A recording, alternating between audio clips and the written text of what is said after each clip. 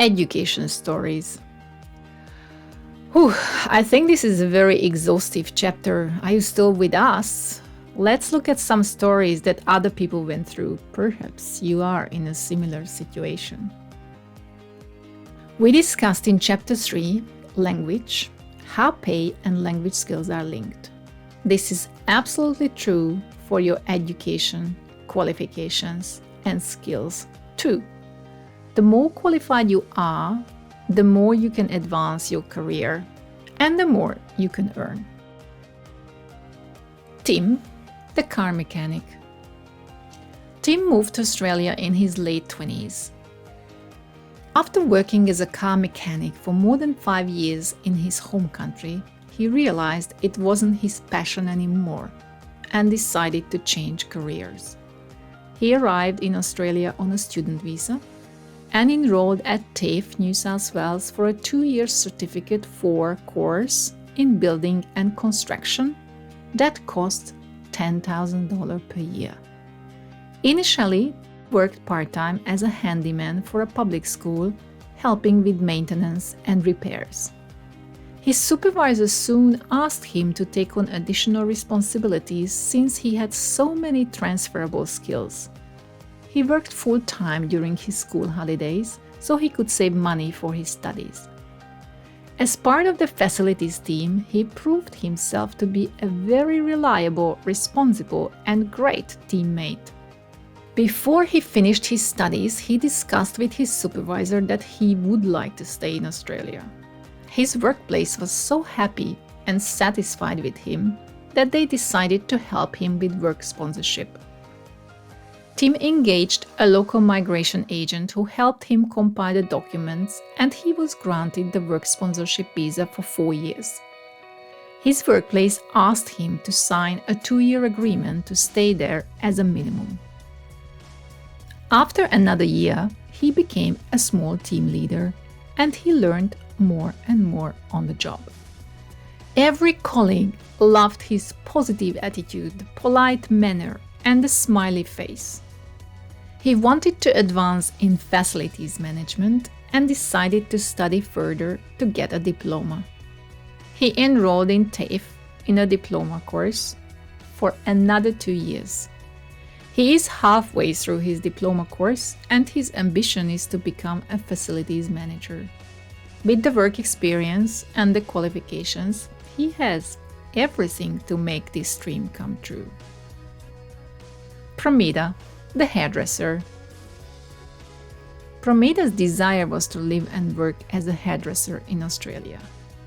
She was passionate about her profession and already had 4 years' work experience. She soon learned that she could not find a job as a hairdresser unless she went through the formal qualification process. This was one of the occupations that required trade recognition at that time. She did not have the courage and funding to do this. But she didn't want to give up her dream of living in Australia, so she enrolled in a Certificate 3 in fitness course and applied for a student visa. This was a 9-month course and cost $2,900. She was able to work for 20 hours per week and she was lucky to find a job as an all-rounder in a hairdresser salon. She was hoping that her manager could sponsor her later and she could switch to a work visa. Unfortunately, her employer was not willing to do this, so she left them. To stay in Australia and extend her student visa, she had to enroll in another course and decided to continue her fitness studies, now Certificate 4. Another year and another $3,000. The reason she chose this field was the cost. It was among the lowest course fees. She found another salon, working part-time, but this company could not help with the visa either.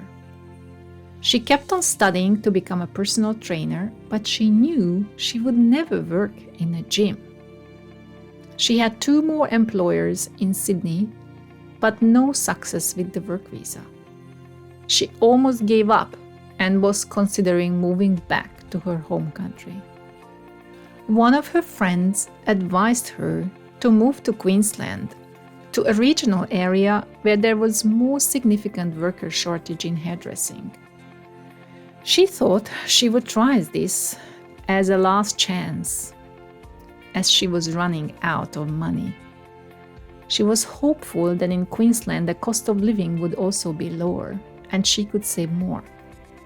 However, she needed to enroll in another course to keep her student visa. She found another fitness course and paid the fee.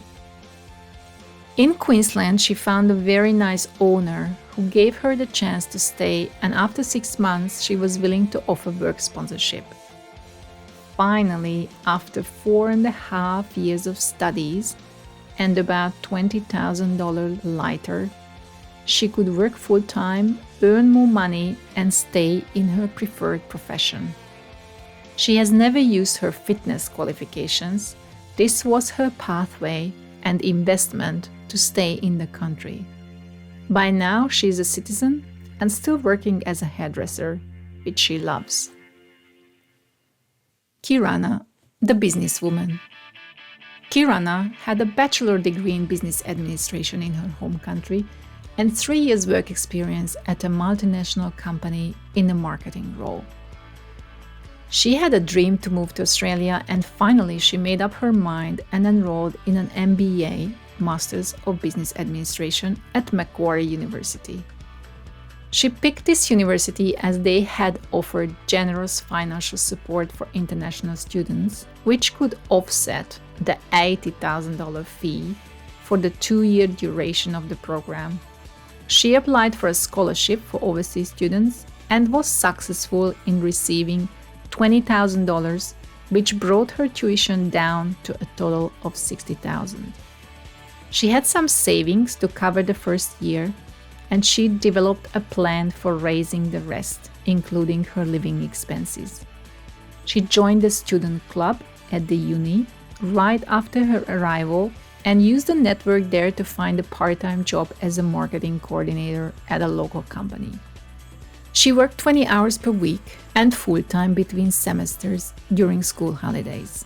She helped some friends at outdoor markets on the weekends, and she could earn extra money. She lived in shared accommodation to save on rent. After finishing her MBA, she received a 2-year visa that permitted her to work full-time. She's currently in the process of applying for her PR visa via the Skilled Migration Program. While it requires a lot of investment and resilience to study in Australia, in the long run, it is absolutely worth it. All the student stories above have the same things in common. Careful research and planning will advance you faster. Finding part-time work as soon as possible will significantly contribute to your study fees and cost of living. Shared accommodation is not a bad thing. You reduce rent and are together with other students or young people who can support each other. When the situation looks hopeless, don't give up. You may need to move to another state, find a new employer, use your network to realize your plans. When there is a will, there is always a way. Studying is also a pathway to permanent residency and, in the end, staying in Australia. Let's have a quick summary. High-level overview. I hope I was able to provide you with some high-level overview of the educational system and the opportunities it provides for students and parents. The student visa is the simplest and quickest route. It is very common, and if you choose this path, make sure you choose a field of study that will provide you with good earnings and possibly additional visa options when you graduate. While international students' education is not free most of the time, consider it an investment in yourself and your bright future rather than an expense. Kids below 18 and support. If you are bringing kids below 18, you will need to consider how the childcare and school system can take care of your loved ones while you are studying or working. If you start early, you will have a better chance of finding the best centers and schools for your children. Remember that there is government assistance available, and online calculators are a great place to start. Recognition of skills. If you go through the process of having your overseas qualifications and work experience recognized, you will advance your career faster. Depending on the licenses required, the process can be complex. The best advice is to seek clarification from the appropriate authorities and determine whether you want to or can do this. To choose the best options for you and your family, two things are critical: preparation and perseverance. Good luck! According to the Department of Education, there were close to 600,000 international students in Australia in 2022. After they finish their studies, they have a wide variety of opportunities to stay. No matter what your reason is to move to Australia, if you choose the study path, you set yourself up for success. One of the reasons why many families choose Australia is to provide the best opportunities for their children. It's a great place to raise children with the welcoming culture and diversity. Let me finish with personal stories again. Many parents are worried about their kids' abilities to integrate and feel at home. While it takes some time to adjust, kids are the fastest to adapt. One of our friend's daughter told me the story when she was 6 and started school here. I asked her, "How was your first day at school?" She said that she did not understand a word, but it was the best day of her life. The teachers were very welcoming, and the other children started to teach her some words. After 3 months, she was fluent in English, and after 6 months, she was speaking better than her parents, without accents. The other story is from another friend who started year 11 in secondary school here. Coming from a country where your timetable is set and your day is filled up from 8:30 till 3 p.m. with 15 minutes breaks, it was very unusual for her to have 1 or 2 hours gaps during the day with no classes. Another difference was that in year 11 and year 12, you can drop subjects like maths or history. You are able to put together what you want to study. You have this flexibility. The school system may be totally different from what your kids are used to, but they are the most adaptable and will make new friends in no time.